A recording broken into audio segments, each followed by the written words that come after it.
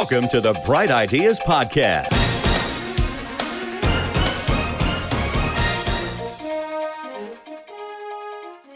A lot of times we resell the newsletters. And so, for that reason, I keep it kind of quiet, which ones we've bought or sold, because, not everybody needs to know that. But that is the real play. It's just like a private equity play. You get into the business, you optimize it, grow the subscribers. Then I transition those subscribers over to contrarian thinking. Hopefully the newsletter is still growing at that time, turn around and sell it to somebody else. And they usually want to run the business as a newsletter themselves, and they want to keep running that newsletter. So I would actually have less value if all I did is take the subscribers and pull them into contrarian thinking. Instead, I act as though contrarian thinking is a sponsor or a guest blogger or a guest post.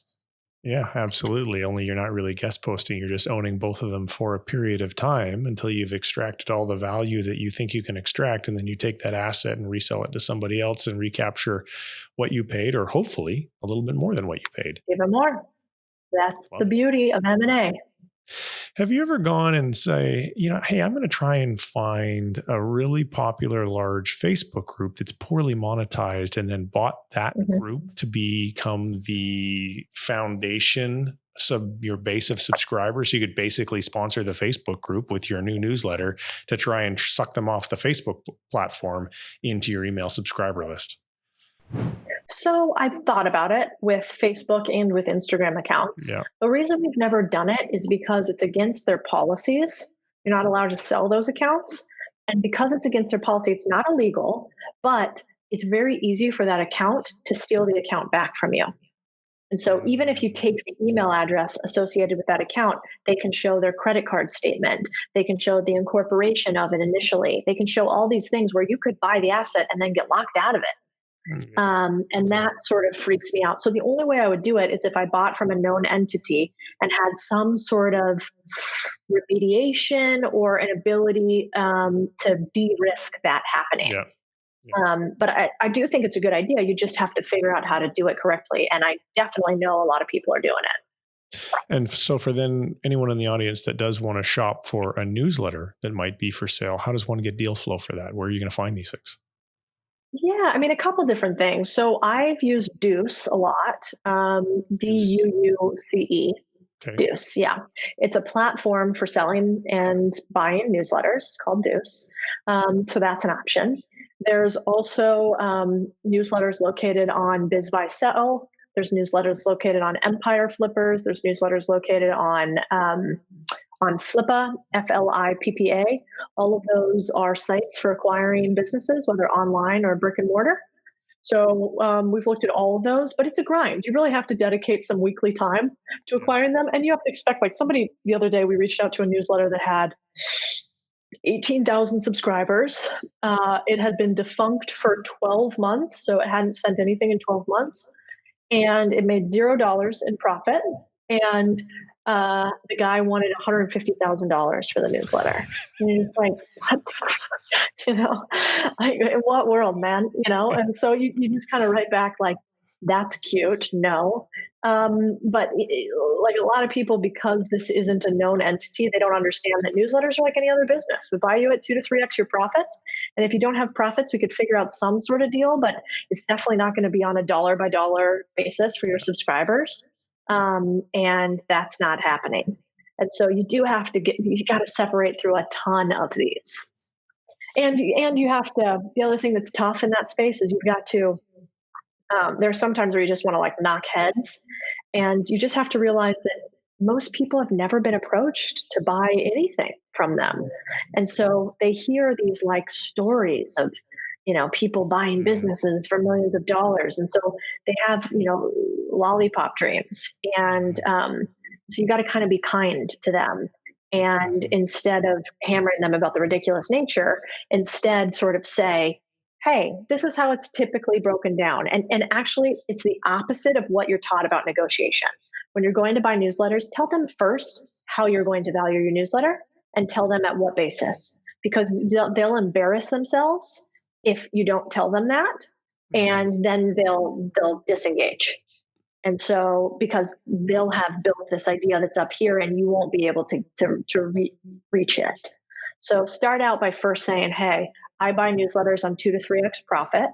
If you don't have any profit in the business, we could figure out a per dollar cost for your subscribers, but it's going to be based on your open rate and conversion rate over to my newsletter.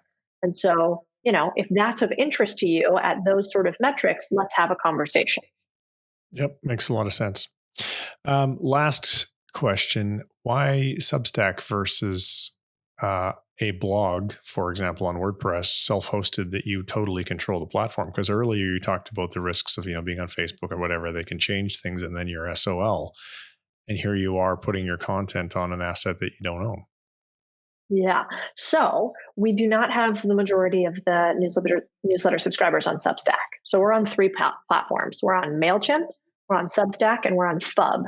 And the reason we're on those 3 platforms is exactly what you said. First, I wanted to test each one and see which one made the most sense. I have a legacy system that I had a newsletter and email subscribers on for some time at MailChimp. And I wanted to see what the subscription rate would be between them. Substack is the easiest to drive people through to, and without us having to build an interface. So a lot of, every subscriber that's on Substack is a new subscriber. But MailChimp has legacy emails on it, and FUB is where we go for most of our cross promotes go through FUB. And so now going forward, that's totally not sustainable. And I actually want to control the design of it. So Substack has a really poor, oh my gosh, what's the word? So when a person comes to a subscription rate, so basically our conversion rate on Substack is like 10%. It's really bad. And so we have people come to our site and only 10% of them sign up. Whereas when people go to the cross promotes we do, we have something like 50%.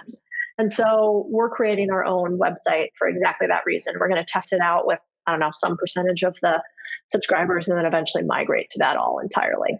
I also thought Substack might help with driving traffic to the newsletter earlier, but it's not really a big driver in that way. So I don't think it's worth it. Plus, they take 10% of every dollar you earn on premium memberships, which is way too much.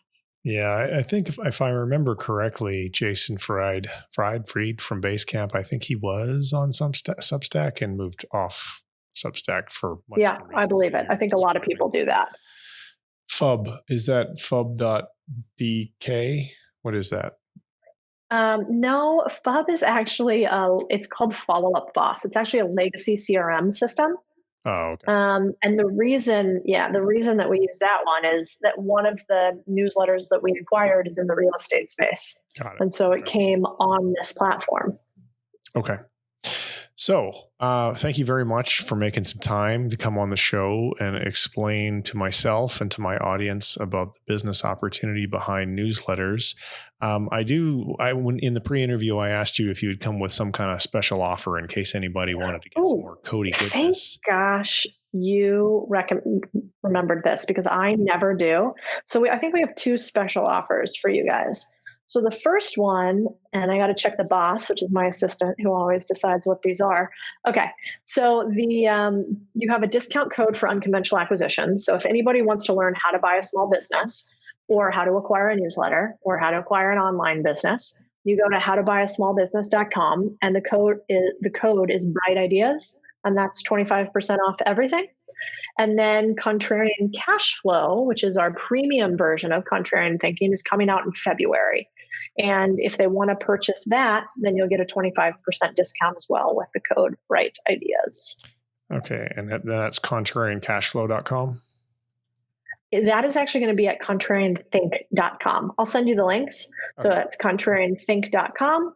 And then how to buy a small business. Either one, use code Bright Ideas. Okay. I know that you're pretty active on Twitter. In case folks might want to engage with you on the Twitter sphere, I believe you are at Codie with an IE at the end _Sanchez, right? Yep, that's right. Okay. Somebody else took my actual name, which I'm not into, but I'm at Codie _Sanchez. Damn them. That's a good thing about being a Trent Deersmith. You know how many Trent Deersmiths are in the world? Exactly. Not that many. I wouldn't think there's very many Codie Sanchez. Maybe they just front ran me on that trade and I got to buy that username too. Right. Yeah. I'd love to know what percentage of our audience knew what front ran you on the trade meet. I'll bet. Oh yeah, People know probably. what that is. I do. Yes. But anyway, it's not important. That's Trent just being an idiot. So thank you so much. It's investing jargon. Yeah. I spent my first career was in your space. So that's why I understand what that is. Oh, Anyway, good. You got out. I digress. My audience is going to think I'm an egotistical ass by now. So thank you so much for being on the show. It was a pleasure to have you here. And I look forward to keeping in touch. Right back at you. Thanks again for having me, Trent.